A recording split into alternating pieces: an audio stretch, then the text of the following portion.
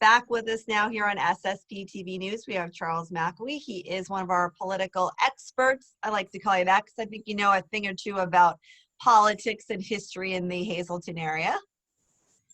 It's my passion. It is. It is. So the election is upon us, and it is getting down to the dirty with both candidates. This is going to be a big election with more people, voting, hopefully, because it is a presidential election. How does Hazleton play a role in this as far as the importance? It's interesting. So we're seeing all these profiles and national coverage yet again, focus on Luzerne County, but less so on Hazleton this time. It seems to be more focused on the Wyoming Valley, and I think that's a tactical mistake on reporters' part. The Hazleton area definitely plays the crucial role in Trump's destiny or Biden's destiny in the county. I think we're seeing an encore performance for Trump. I think the enthusiasm in places like the Valley is just so high that the margins will be dramatic. If you look back at 2016, we all know that Trump heavily won Southern Luzerne County. There's some debate over whether he won or did not win the city of Hazleton. He did narrowly win Hazleton, and it was thanks to neighborhoods like the Terrace that came out in over 70% for Trump. Will that be depressed this time? I mean, Hazleton technically still is a Democratic city. The other factor I'm interested in seeing is, will this be a race of Donald Trump versus Tom Wolf? We have seen the economic consequences of the lockdowns. The unemployment rate is dramatic. So many industries have been devastated, and so many people are unemployed. And of course, we all know that the restaurant industry is huge in the Hazleton area, and they're trying to figure out all these complex policies that are announced without any forewarning. And owners of bars, restaurants, bakeries, etc., have to navigate this process while they're barely surviving or just trying to get by. Will business owners punish Biden at the polls because of their contempt for Wolf?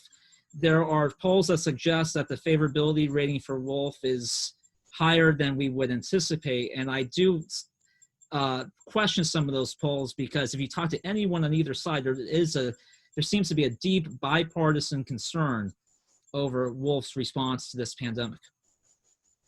So when we look at what the issues are this time around for President Trump, do you feel a lot has changed due to COVID?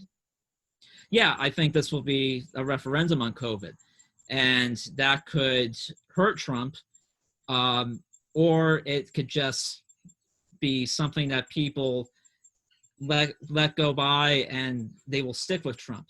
The concern I think many voters have is over the Democrats' response to the urban unrest that we're seeing throughout the country and their tepid reaction to it.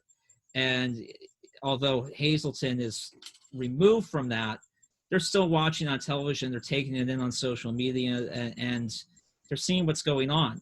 So what drives more passion?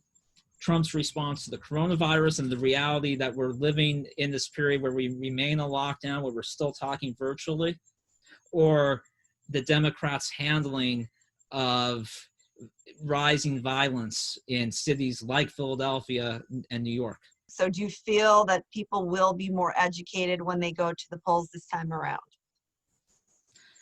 I don't think it will play much of a role. I think people are pretty much decided on what they're going to do. Both sides are exhausted. They're played out. I think many people are trying to avoid the news right now. It's a terrible period. People are stressed out, and I think they just want this to be over, including the election. So that could mean a voter votes for Trump hoping that he wins and somehow this period ends, or the same could apply to a Biden supporter. But despite our divisions, I think we're all united in our exhaustion.